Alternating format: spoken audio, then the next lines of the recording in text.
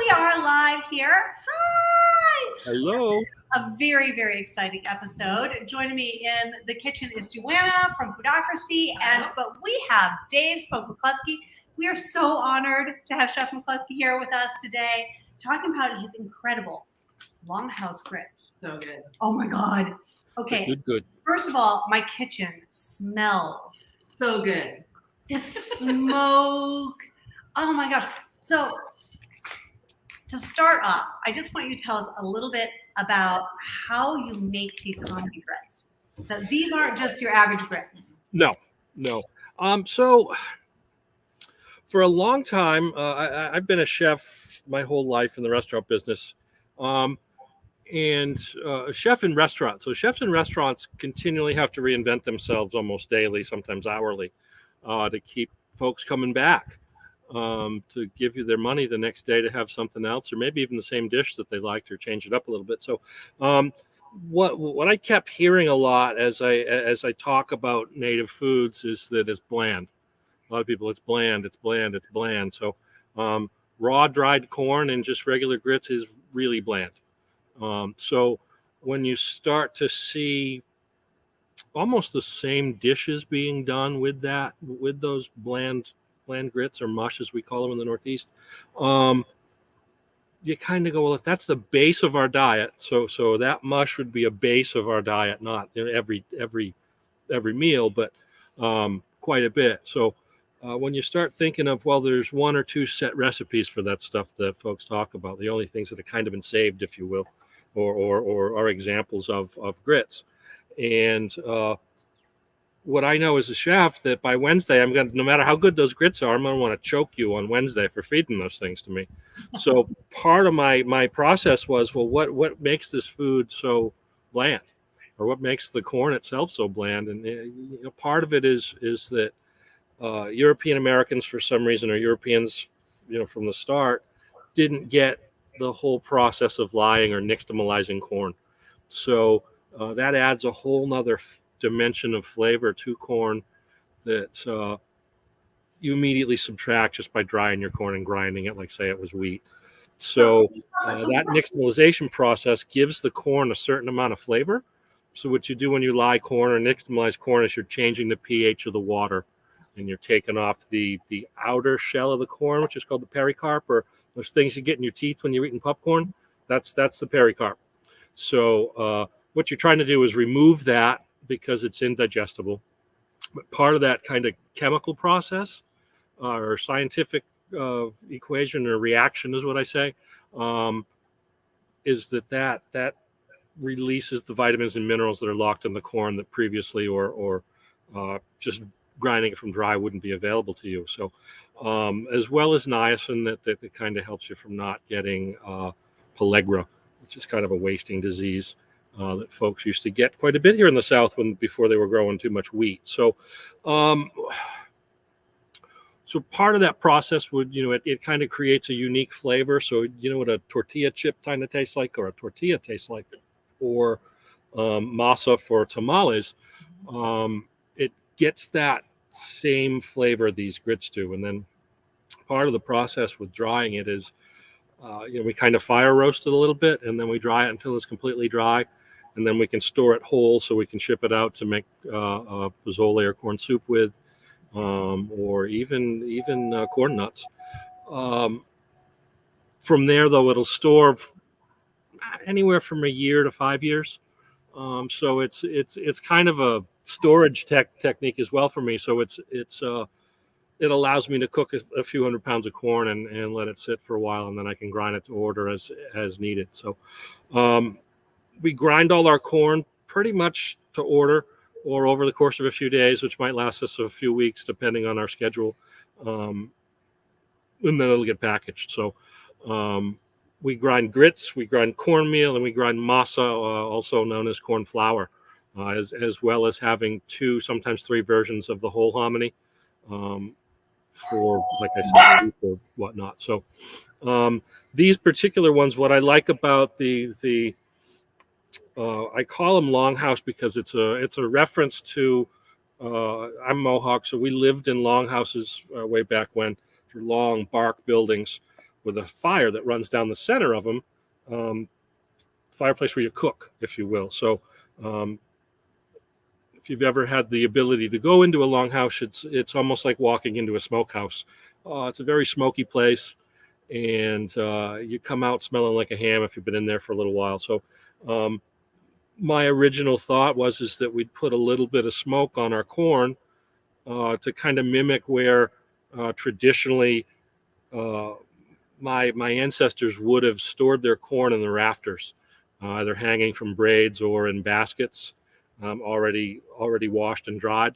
So it would get pretty smoky, and it's the first run I did of these. I kind of did them at a boucherie here in Augusta that I was hosting, and one of the co-founders of the Augusta boucherie, and I put them in a jar because it was super busy. Kind of you're the event MC, if you will. So I stuck them in some mason jars and forgot about them for a few months, and opened them up one day during the first of the pandemic as I was cleaning out some stuff, realizing we're not going to be doing much, and it was a big surprise how good they smelled. So I brought some out and grounded in the hand mill, and my son Finn thought I was making bacon.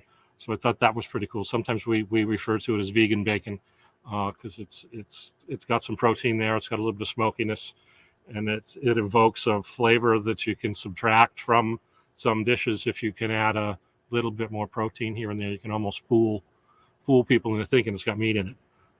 So sometimes I add oil to things, and usually I like to add a nut oil, or most native food will translate to plant-based foods.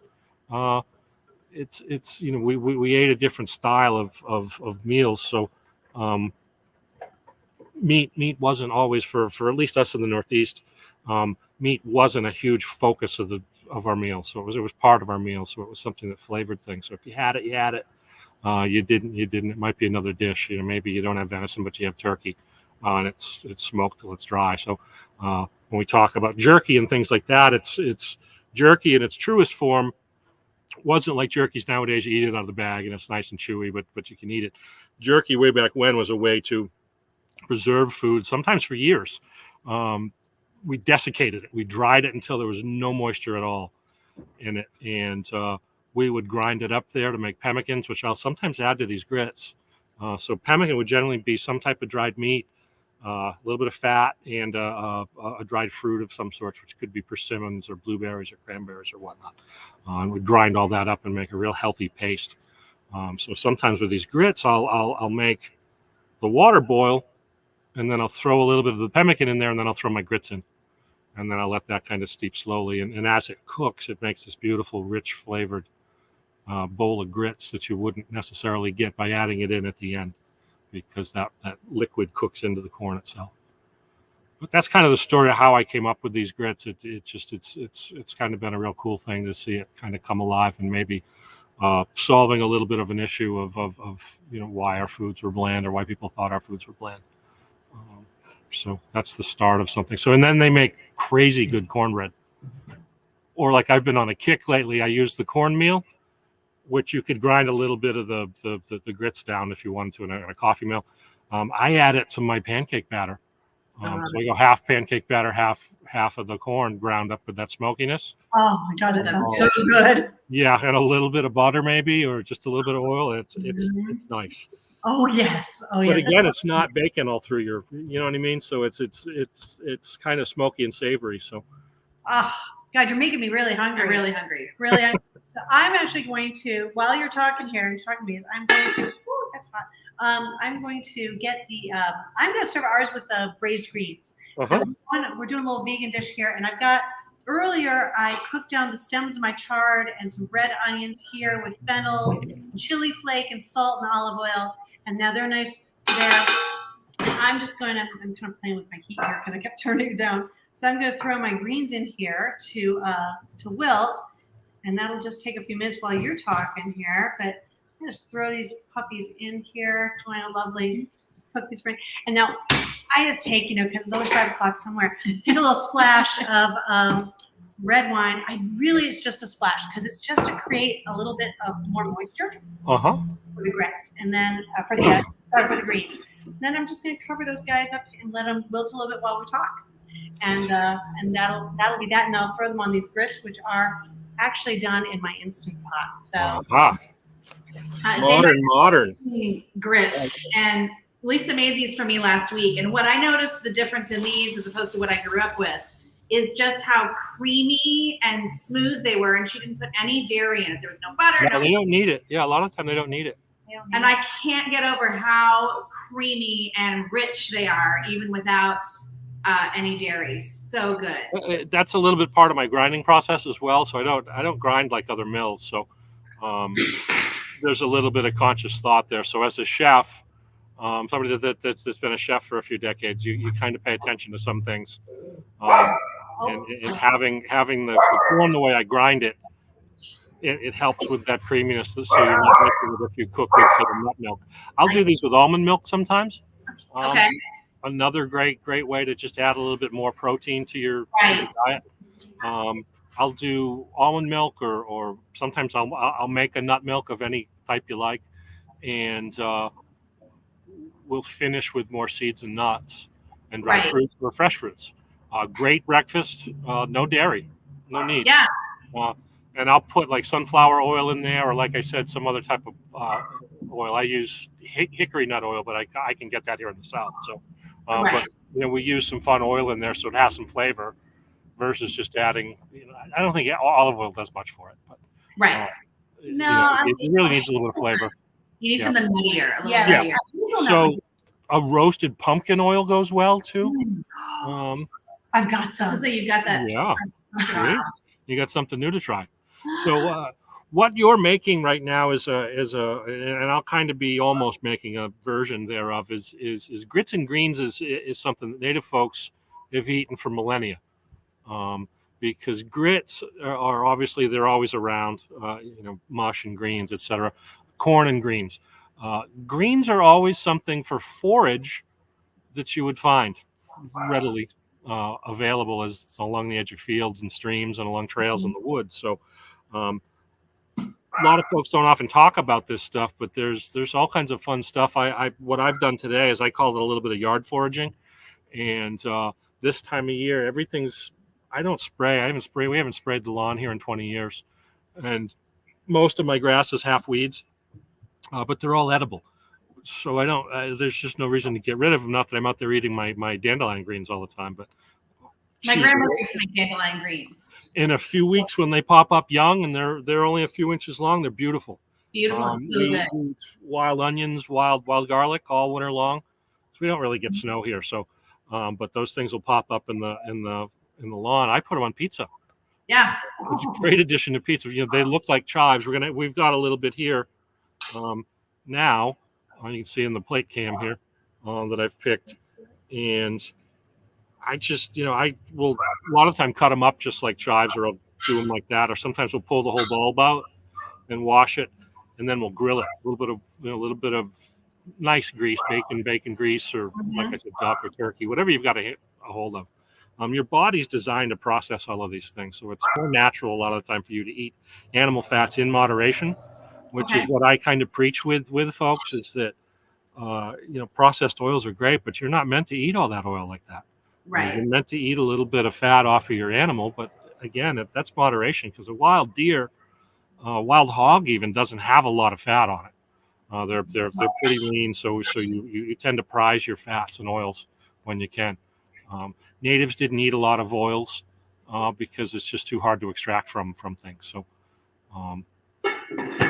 again, it was kind of a prized thing. So it was a garnish, a lot like Italians do with extra virgin olive oil. You kind of dress a plate of greens after you've cooked it with that olive oil, because it's a flavoring. Talk to me a little bit about the history of what we're calling grits, and you say grits, but they wouldn't have been called grits, correct? We just call them mush, which is just kind of a translation, and that's grit sounds a little more sexy, but grits is not sexy either. But I call them grits because I'm here in the South. I'm in South Carolina, so I call them grits because that's what most people will recognize. even people in the Midwest or California. I sell quite a bit of grits to California, surprisingly. But mush isn't quite as sexy of a word, so I don't really say mush. I say mush to some of my fellow natives sometimes if I know that their people eat mush. But they're really just a ground corn. This is really one. But if you look to like say Mexico and other places, they don't eat their corn like that. So it's kind of particular to the Northeast woodlands, if you will, for the most part. Well, they did. They eat stuff like this in Arizona, New Mexico, and things like that as well. It's usually finer ground, so it's not as coarse. So you'll find it to make atole and things like that, or drinks usually. The Native American, the Hopi Indians, and the Odoms that we work with, they do the Hopi has their blue corn, and the Odom has a pima corn, and they do a cornmeal mush, and so they call it mush. They'll call it a cornmeal mush. But it was interesting to me to learn that this is really the where polenta came from, and yes, very much so. Italians were used to eating gruel. There's an even less sexy word. Lots of gruel, lots of gruel and things like that. And it was usually with those ancient greens, as they say, or ancient grains, as they say, which quickly got shuffled off when corn came into play. Corn with the three sisters, which would be beans and squash, produce more energy per acre than any other triculture, if you will. So there's not another monoculture or a biculture that will grow more energy per acre than those three together. So corn it kicks a lot of other asses as far as grain goes, and it puts out a lot more bushels per acre than a lot of other things. So it just winds up being healthier for you. So I think it's a natural thing for the Italians to want to eat some type of mush like that, or porridge, if you will, and gruel, as I kind of do just to tease them. But those porridges, oatmeal is a porridge, wheat is a porridge, all of those things are porridges, rice porridge. So pretty natural, I think, for people as they were hunter-gatherers starting to move into farming, to have some type of porridge for the poor folks to eat. Because the flour went off to the rich people usually. Luckily, with natives, we're pretty socialist, if you will. So everybody got to enjoy the nice stuff. So, you didn't have the robber baron sitting in his castle taking all the nice flour. But it's just I call it a vehicle. So grits are a vehicle for many other things. So you can eat shrimp and grits with your grits.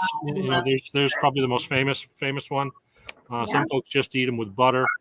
Other people will put fish on top. Where my family's from in upstate New York along the St. Lawrence Seaway, there's a lot of fishing that goes on. A lot of that fish gets dried, and there's a lot of fish and mush that's eaten. And nobody talks about it, but everybody eats it. So when I bring it up, people go, "Well, yeah, I eat that all the time." I say, well, nobody talks about it. You don't write it down. So it's as you go into certain communities, you got to ask around about things and kind of look around at what they're eating. So these are some of the things that did get me to say that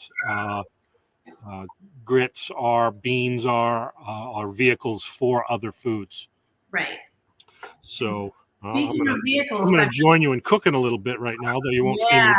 You'll hear it. So I finished these guys off with a little bit of the hot vinegar, which That's also a secret ingredient right there. That's my So secret good. ingredient.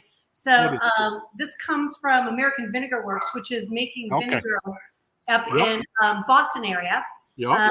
And he's just amazing. He makes small batch grits. I would call them micro batch grits. I'm sorry, micro batch vinegars up there. And this is my absolute favorite ingredient. It's just amazing. But if you can't get your hands on this, which is hard to get, good sherry wine vinegar or something like that. Good finishing vinegar on top just gives that pop of acid and just pulls the whole thing together. So there's that. Oh, you know what? I forgot to get us forks. I grew up in New England, so good vinegars are a thing. Oh yeah, he's he uses the Orleans method, and he's just, it's amazing. His vinegars are just off the hook, and his hot vinegar is my absolute favorite ingredient. I use it to finish practically everything, and it's great on these. You know what I was thinking would be great with this? I'm gonna have to do this. Seared duck breast would be great with these. Delicious. Wouldn't that be great with these grits? Oh, and a nice like chili pomegranate glaze, maybe drizzled over top. I may have a picture of that somewhere on my Instagram. Oh, of course you do, and I bet it's With what was it?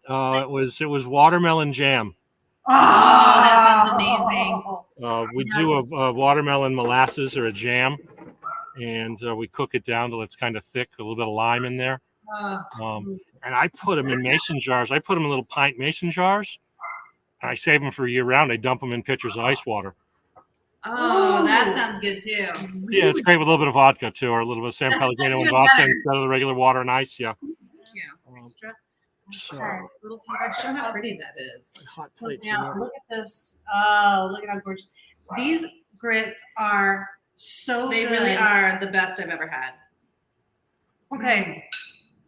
I didn't even put butter in them.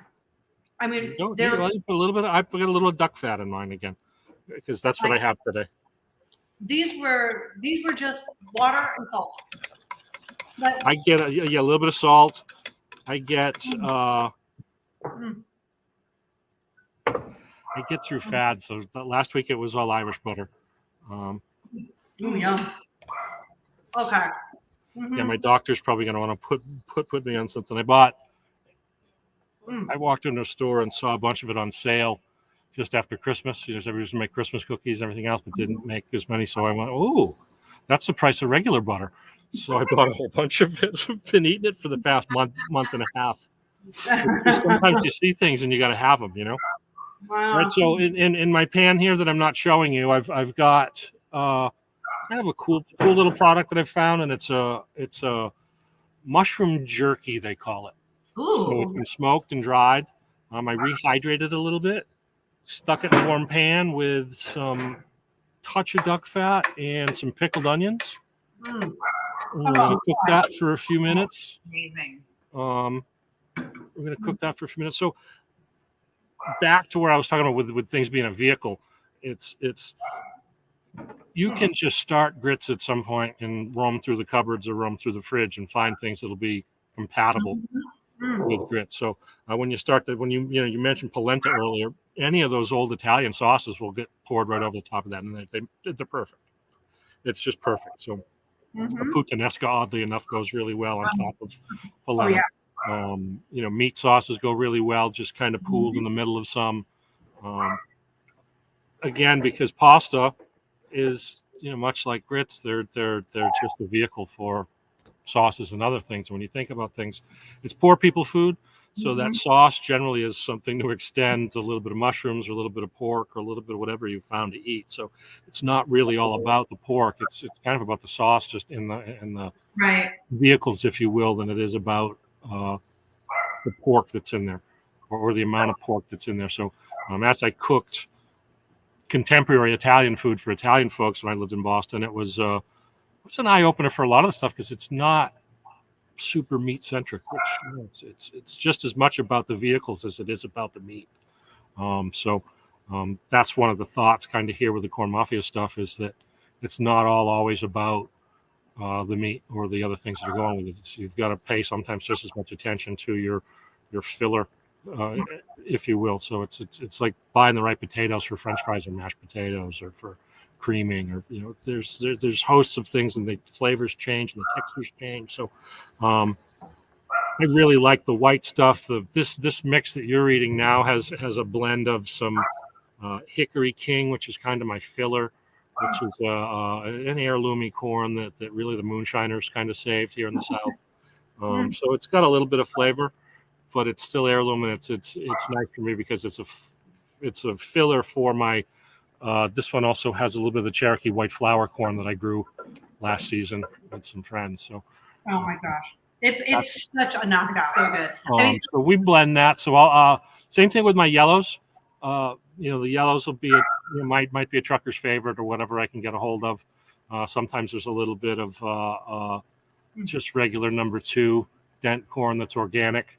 If I can't get heirloom corns or land raised from Mexico or from the Americas, here in America, my fallback generally is an organic corn before I'm doing anything else. So sometimes they're the non-sexy stuff, and it's just yellow number 2 mixed with one of the heirlooms, and it's usually because I can't get the volume of the heirloom at my size that I want. Some places that serve a lot of different Johnny Red or things like that, they grow it themselves, or they have contracts. So I'll never find that on the open market in the volumes that I want, even being a small mill. So you've got to make do with what you can find here and there. So my blue corn at the moment, it's a Conico Azul from Mexico mixed with organic blue. And I snatch stuff as I can, but it all goes through the same process. And oddly enough, you don't really notice too much of a taste difference. Here and there, I mean, like when I've got the Conico Azul, I notice the taste difference in that as I'm cooking it, and I'm eating it kind of raw, just out of the process as I'm rinsing it to dry. I can tell a little bit of difference, but the organic blue has a different flavor, but it's still a beautiful blue corn. So a lot of the organic stuff they're growing out for, well, not necessarily in the blue, but some of the stuff, sometimes the organic companies are growing out seed corn that is heirloom corn for people that want to have a line of, say, Jimmy Red, which is a big popular one here in the Southeast that lots of folks like to claim ownership to. And so they grow it out as, red number 5 for years. Yep, there you go. So those I lost my red line because I was buying the grow out of that corn until they grew it to the point where they had enough seed that they were happy with to grow. That Greg was happy with growing there. So again, kind of interesting. In that factory, they do that. So what I'm adding to these mushrooms and onions right now are a little bit of those wild greens. I'm adding some magnolia blossoms. Magnolia blossoms are edible. My Japanese magnolias are going right now. My regular ones are not. I did not know magnolia was edible. Yes. They make a great tea as well, which is something else if you ever get into. We're about to start foraging for Yupon holly tea in the Low Country, and we're going to do a line of bulk teas that will be, I guess we should say native inspired. All right, so shut that off. Everybody's happy. Thing off. Okay. All right. So, you ever seen one of these? No. Oh, I have one. Oh wait. Oh yeah. They're great for grits. Oh, that's a great idea. I've never heard of that. That's a great idea. A regular whisk just doesn't cut it. All right, so we're plating on this cool little plate I've got from Novella Curio. This is a plate that she's made. There's abalone shell in it. Oh wow. She's somewhere out there, and she's in Santa Monica. Her boyfriend's a chef, and they were serving quite a bit of abalone. So she held on to some and made these plates. All right, so super fast, super efficient here. Double onions, one pickled. So there's your vinegar, if you will. Yep. A little bit of duck fat for that, just a little bit of fat. Oh my God.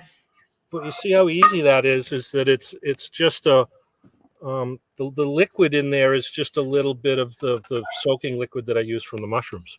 Yeah. So what happens is it reduces a little bit, gives a little bit of brown, with a little bit of salt and pepper in there.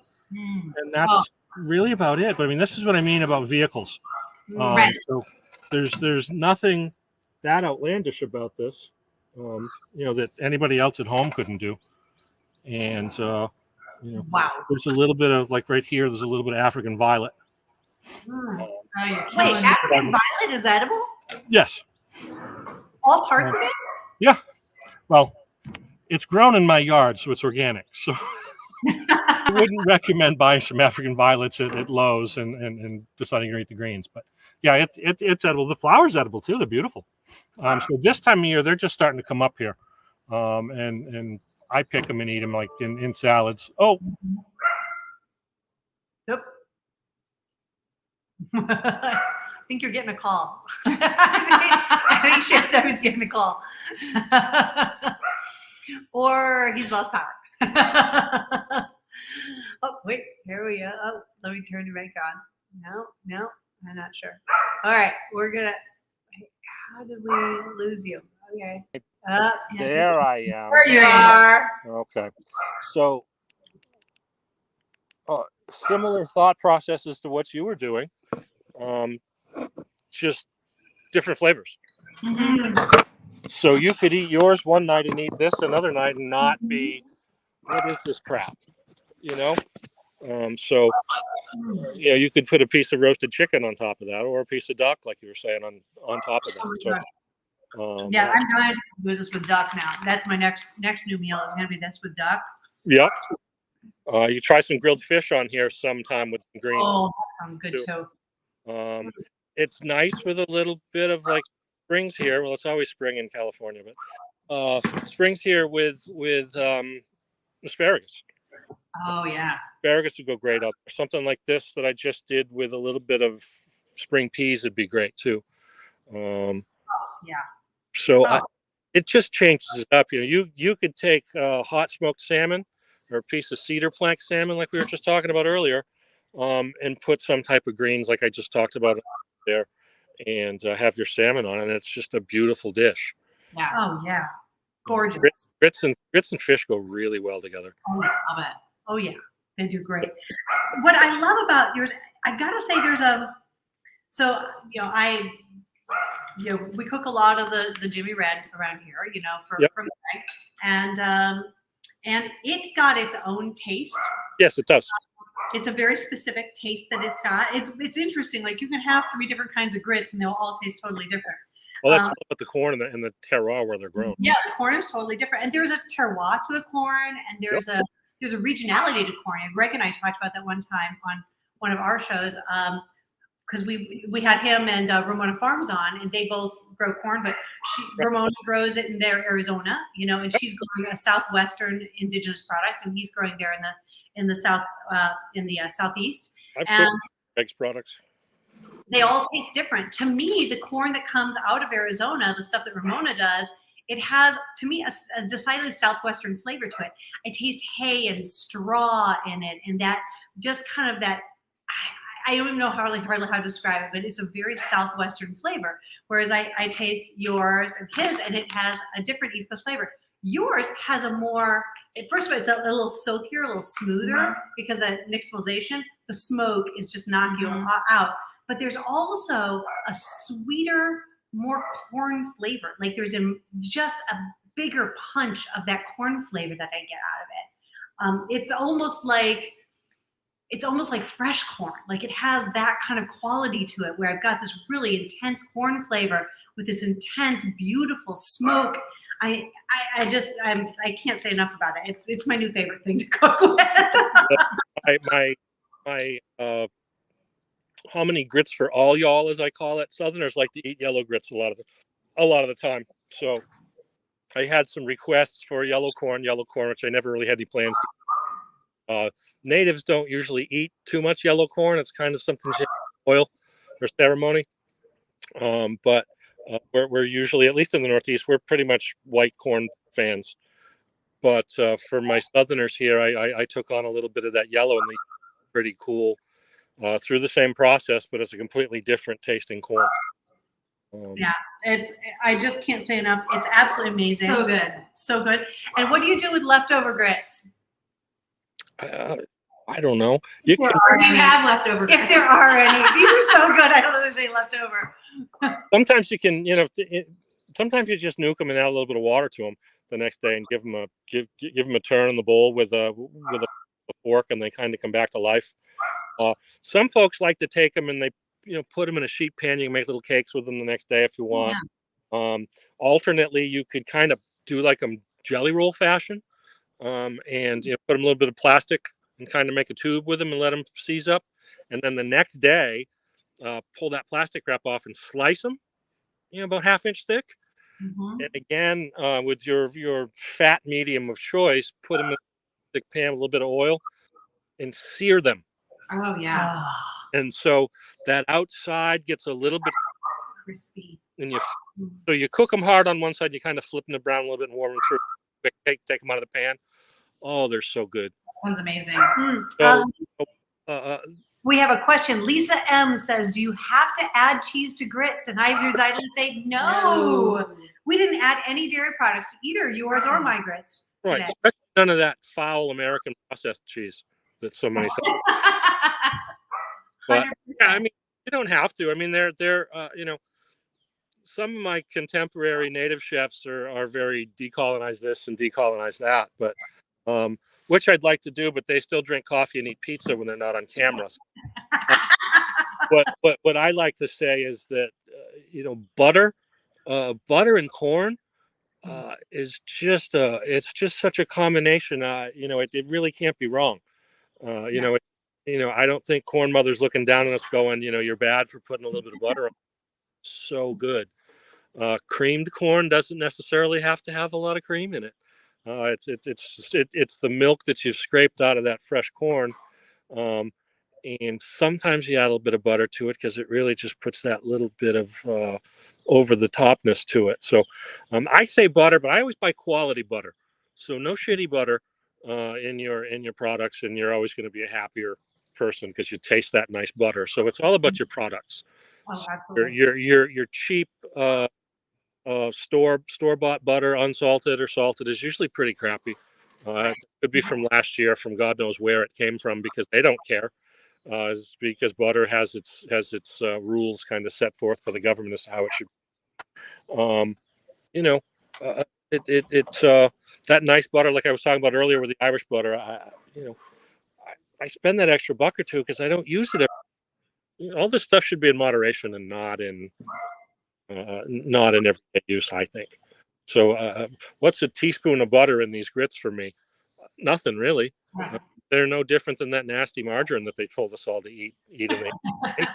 I mean, really, all that oil, canola oil. No, that's not such a good oil. It's neutral. That's about the only nice thing I can say about canola. But for a long time, that was, all through the 90s and early 2000s, that was the oil to buy because it's better for you. That's all marketing. Yeah. But I say to my doctor when he says, how often do you eat bacon? I say, once a month, sometimes twice. Oh, well, you should watch. I say, no. I said, you're the same people that told us to eat margarine. Right. Told us to eat all this other crap in the 80s. Sorry if I don't trust you so much. Moderation. Everything moderation. Right, we've been eating these things for thousands of years. It's not still really that kind of British Isles diet of everything meat and potatoes and fat that people were getting so sickly, and that diet for the most part, starch, fat, and protein. Very little vegetables. So that kind of translates from the British Isles and Ireland, if you will. So just that kind of, I don't know, it's almost gluttony to some degree to me. There's no reason for you to have a 1 pound steak on your. There just isn't. And if we all ate a little bit less meat, the better off the planet would be. So, I'm not a I would say plant-based eater, but I agree with some. Sometimes I do eat plant-based, but really any conscious thought pattern. Other like this, what I just made now is good. Like I said, it might have a teaspoon of duck fat in it. A plant-based person would be horrified at that, but I don't really care that there's a little bit of animal in there as long as you're respectful to those animal products. Right. You should be as respectful to your vegetable products. From what I've seen, sometimes with plant-based eaters or vegans, that's not always the case. It just has to be that. So A lot of this stuff is a lifestyle choice, or it's they're choices that you can, because you're financially able to, do those. Mm-hmm. Other folks sometimes have to eat a little bit of meat in there, or have to eat, things because that's what. I'd miss eggs if I had to, and I don't eat eggs all the time, but I would miss being able to use an egg if I had to be a vegan. Oh, I gotta say, that's the other thing that's what I would love. Just these grits, fried egg on top. Oh yeah. Oh my God. Perfect, right? Sometimes I have those, like I talked about earlier. I make them in advance, a few hours in advance, and I whip them. Or mashed potato. I like a soft scrambled egg, pooled. Oh, yes. Pooled right in the middle of that. If you're feeling fancy, you put a little bit of truffle butter on there. Oh, yeah. Stop. That's right. Right. Where you put some nice pieces of slab bacon, and it's a great breakfast. It just doesn't have to be a huge bowl of it. Right. Yeah. Beautiful. That sounds beautiful. Gorgeous. You're making me even hungry. I'm know. eating and you're making me hungry. How is that possible? Oh my gosh, this is amazing. We'll be right over. The flights are leaving in a day. Yeah, we'll be right there. 10 hours, right? No problem. I'll be right there. Right. Keep those grits warm for me. Right. Thank you so much, Chef Dave, for joining us. Thank you so much for your amazing grits. Thank you for your commitment to the indigenous foodways and to our food system. Thank you. Thank you. Thank you. And your boxes just left UP 2 hours ago. All right. Thank you again. Thank you. Thank you. Right, take care. See everybody.